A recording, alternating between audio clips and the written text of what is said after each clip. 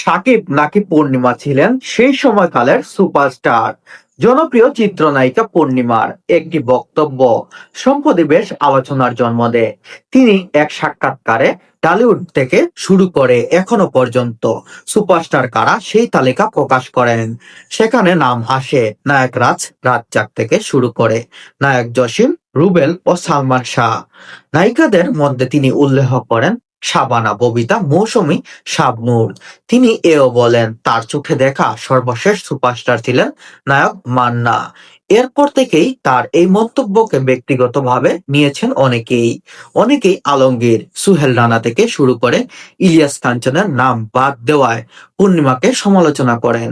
তবে পূর্ণিমা সবচেয়ে বেশি নেতিবাচক মন্তব্যের শিকার হন বর্তমান সময়ের টলিউডের নাম্বার ওয়ান হিরো শাকিব খানের সুপারস্টার তকমা না দেওয়ায়।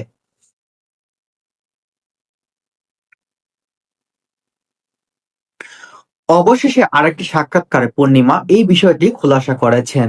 তিনি বলেছেন, আমি যাদের নাম বলেছি সেটি কোনো পক্ষপাত থেকে নয়।